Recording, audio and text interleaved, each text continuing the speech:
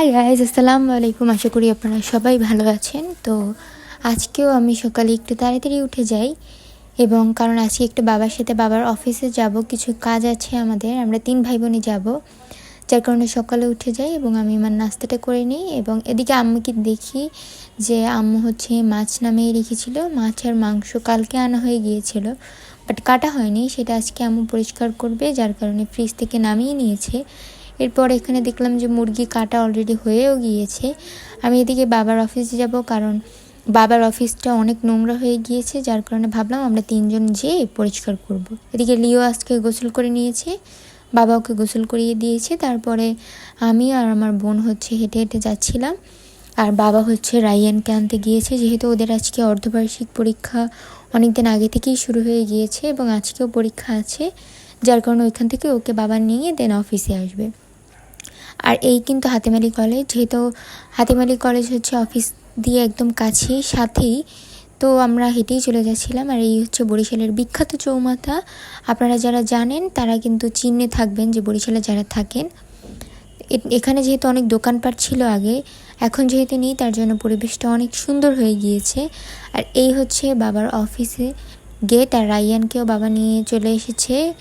আর এখানে আমরা লিফটে করে বাবার অফিসে যাব, যেহেতু বাবার অফিস 5 তলাতে, আর এটা একটা প্রাইভেট যেখানে প্রাইভেটভাবে পড়ে, যার কারণে অনেক আর কি আপনাদের দেখাবো যে কী আছে। এই বাবার অফিসের অবস্থা, মানে আমরা তো দেখে যে এর মধ্যে বাবা এতদিন ছিল কিভাবে। বাবা অনেকদিন ধরেই গুছাবে, বাট পারছিল না। আমাদের যে বুয়া আসে তাকে বলেছিল, বাট সে টাইম ম্যানেজমেন্ট করতে পারছিল না, যার কারণে হয়ে ওঠেনি। তাই ভাবলাম আমরা যেহেতু ফ্রি টাইম আছে, আমরাই বাবার সাথে চলে যাই। এদিকে দেখতে পাচ্ছেন যে কী অবস্থা। বাবা মাঝে মাঝে ইন্টারভিউ নিয়ে থাকে, যার কারণে এখানে সেট আপ পুরো। আর অফিসের বাইরেই কিন্তু এইভাবে বেঞ্চ টেঞ্চ দেওয়া আছে। এটা কিন্তু একটা প্রাইভেট ইউনিভার্সিটি, যার কারণে এরকম স্টুডেন্টের জন্য দেওয়া।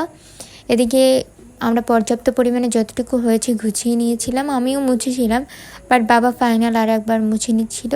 আর বাকি জিনিসগুলো বাবা বাবার নিজের হাতের কাছে রাখবে, যার কারণে টেবিলের উপরে রাখা আছে, পরে সে যেয়ে ঠিক করে আনবে। আমরা 12টার সময় এসেছি এবং 3:30টার সময় আমরা বাসায় গিয়েছি। যেহেতু অল্প একটু ভিডিও করে আপনাদেরকে দেখাচ্ছি, আপনারা হয়তো বুঝতে পারবেন না, বাট আসলে অনেক পরিমাণে সময় গিয়েছে আজকে। এরপরে বাইরে চলে আসি বাসায় যাওয়ার জন্য। দেখতে পাচ্ছি যে বাইরে বৃষ্টি হয়েছিল, আমি আসলে টেরও পাইনি যে বাইরে বৃষ্টি হয়েছিল।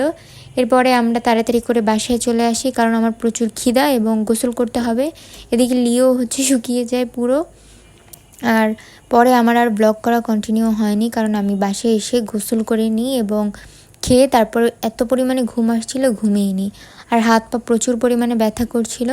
এদিকে সন্ধ্যায় আমি ইদানিং প্রায় একটা রুটি খাই, যেটা আপনাদের সাথে শেয়ার করব। এখানে নর্মাল আটা যেরকমের মাখি, লবণ, আটা এবং চিনিটা একটু বেশি করে নেব, যাতে একটু মিষ্টি মিষ্টি লাগে। তারপরে বেকিং সোডা এক্সট্রা অ্যাড করেছি, কারণ এটা দিলে একটু ফাঁপা ফাঁপা হয় এবং রুটিটার স্মেল এবং খেতেও আমার কাছে বেশ মজা লাগে, বিশেষ করে খালি খেতে অনেক ভালো লাগে।